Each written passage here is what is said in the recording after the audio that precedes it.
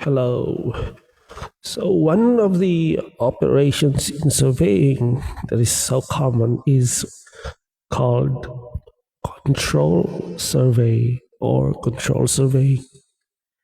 So, what is a control survey? So, it is actually the foundation of all other surveys. So, if for civil engineering students, this is very common. So, because one of the laboratory exercises that civil engineers do is to establish some control points using control survey. So it establishes a network of precise reference points. That's exactly what a control survey is.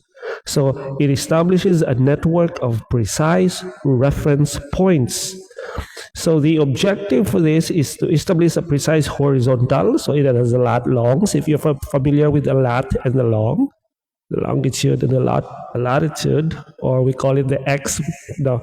A more common name is the x and y coordinates. Now that we always hear if we talk about GPS.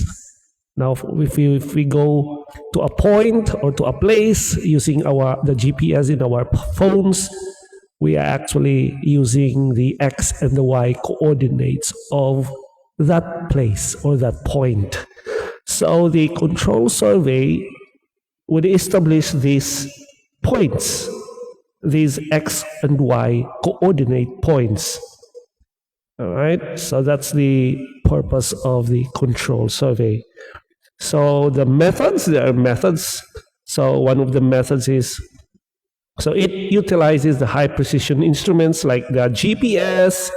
So when you do a control survey, so you use a GPS or you use a GNSS receivers or total stations. Those surveyors out there, I'm sure you're familiar with this.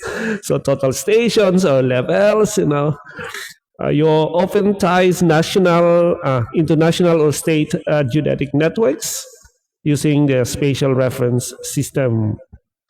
So the key characteristics for this.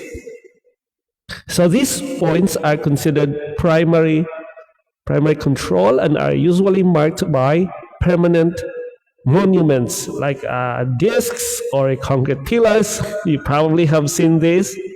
So all subsequent surveys in the area are tied into these points to ensure accuracy and consistency. So if you go to the boundary, for examples of lots, land, the boundaries of lands, you see something like this. You see it at the boundary of the land, maybe at the beginning of the boundary and at the end of the boundary, you see points like this. And even one here, they call it the benchmark from the USGS.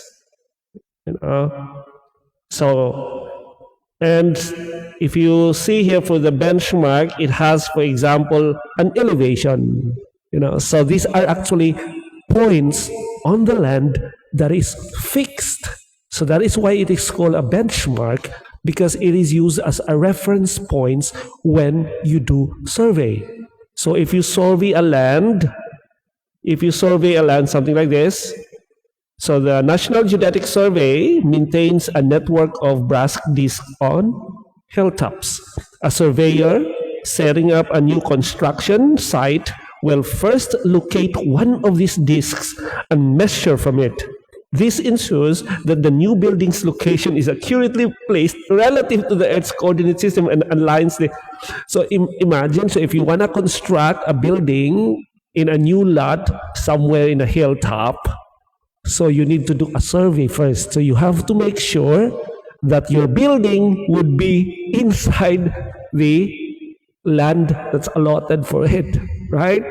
So you have to make sure that whatever is stated on the construction plan would be the exact location of your building. So what you will do is to benchmark. You need to refer back to the benchmark for the exact location, and then you bring that location into the space for your building space. So that is the purpose of the control surveys. So it establishes exact points. So that is why these networks of points or benchmarks that are placed on the hilltops are actually used as reference points. So when you do a survey there at the hilltop, you can then look back at these benchmarks and use them as your reference points as you move forward on your surveys. As what this guy is doing over here, for example. So he would look back to the benchmark and bring that elevation of the benchmark to his elevation. All right, so now he has a precise location.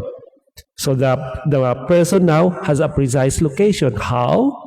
He uses the benchmark location as his reference point and then bring that known location of the benchmark to his position. So that is the purpose of a control survey. All right, if you have some questions, leave a comment below and hope to see you again in my next video.